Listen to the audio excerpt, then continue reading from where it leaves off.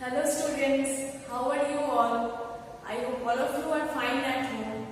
Today we will learn the topic the fruit and the seed, which is under class 11 subject biology chapter 5 morphology of flowering plants. Now students, this portion, that is the fruit and the seed, has been deleted by CBSE this time. But as I have told you in my previous videos that I am doing this video for your knowledge and conception, so that you don't face any difficulty if you take this subject in your higher studies, or so that you don't face any difficulty in any of the competitive exams. So students, you should have proper conception about every topic from the chapter. Now, the fruit and the seed. First we will learn about the fruit. The fruit is a characteristic feature of the flowering plants. It is a mature or ripened ovary. A fruit is a mature or ripened ovary developed after fertilization. So fruit is a mature or ripened ovary developed after fertilization. If a fruit is formed without fertilization, of the ovary, it is called a parthenocarpic fruit. So remember it students, if a fruit is formed without fertilization of the ovary, it is called a parthenocarpic fruit, and this process is known as parthenocarpy. Generally, a fruit consists of a wall or pericarp. A wall or a pericarp and seeds. So generally, a fruit consists of a wall or pericarp and seeds.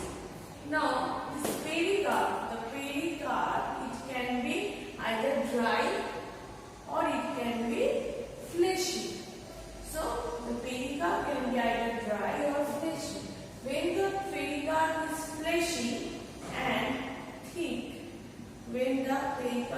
fleshy and thick, it is differentiated into the outer epicarp, middle mesocarp and inner endocarp. So when the pericarp is flesh and thick, it is differentiated into outer epicarp. In some pictures or some books you can see epicarp also written as exocarp.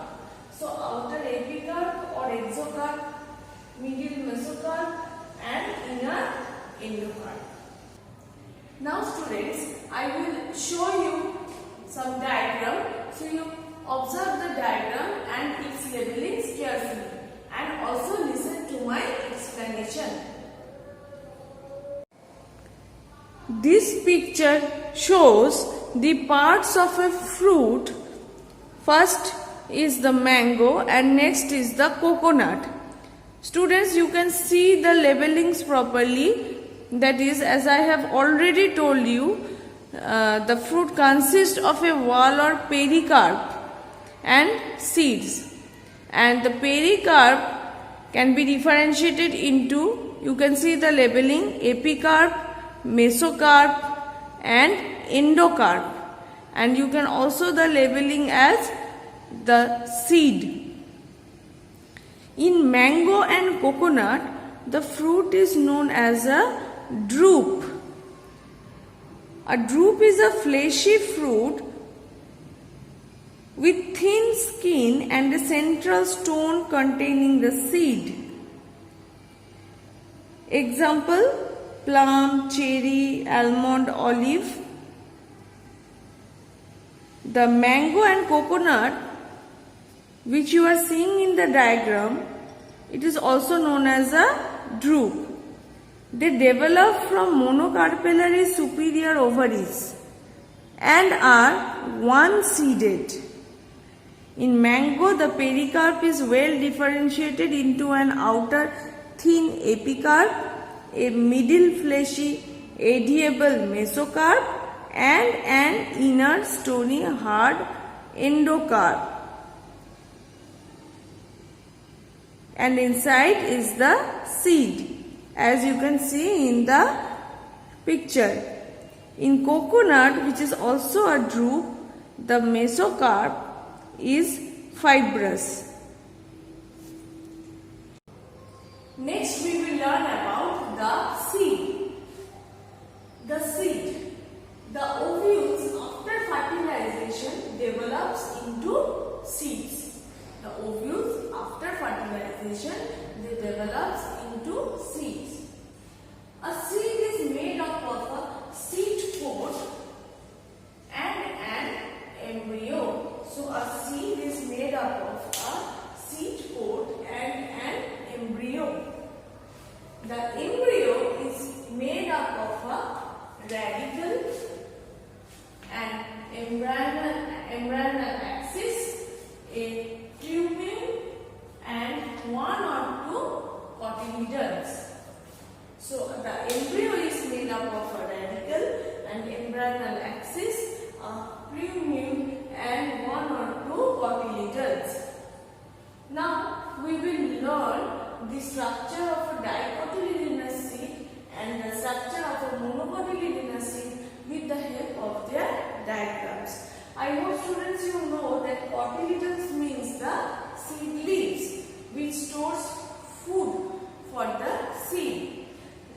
In case of monocotyledonous seed there is only one cotyledon, and in case of dicotyledonous seed there are two cotyledons. So now we will learn about the structure of a dicotyledonous seed and structure of a monocotyledonous seed with the help of diagrams. So students, you observe the diagrams carefully and listen to my explanation. This diagram shows structure of dicotyledonous seed. The outermost covering of a seed is the seed coat, as you can see in the diagram. The seed coat has two layers, the outer testa and the inner tegmen. The hilum is a scar. You can see the labeling hilum. It is a scar on the seed coat through which the developing seeds were attached to the fruit. Above the hilum is a small pore called the micropyle, as you can see in the diagram. Within the seed coat is the embryo, consisting of an embryonal axis and two cotyledons. The cotyledons, as you can see the labeling, are often fleshy and full of reserved food materials. At the two ends of the embryonal axis are present the radicle and the plumule. You can see the labeling radicle. The radicle later develops into the root, and you can see the labeling plumule. The plumule later on develops into the shoot. In some seeds such as castor, the endosperm formed as a result of double fertilization is a food storing tissue and called endospermic seeds. In plants such as bean, gram and pea, the endosperm is not present in mature seeds, and such seeds are called non-endospermous. So this type of dicotyledonous seed we can see in bean, gram and pea plants. Next structure shows the monocotyledonous seed. This is the structure of a monocotyledonous seed. Generally, monocotyledonous seeds are endospermic, but some, as in orchids, are non-endospermic. In the seeds of cereals such as maize, the seed coat is membranous and generally fused with the fruit wall. The endosperm is bulky and stores food. The outer covering of endosperm separates the embryo by a proteinous layer called aleuron layer. You can see the labeling aleuron layer. The embryo is small and situated in a groove at one end of the endosperm. It consists of one large and shield-shaped cotyledon known as scutellum. You can see the labeling scutellum.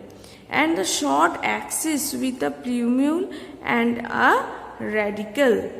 The plumule and radicle are enclosed in sheaths which are called coleoptile and coleorhiza respectively.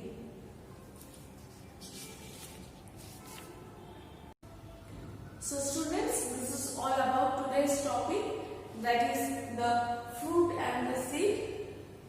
I hope students you have understood today's topic properly. So we will again meet in our next video.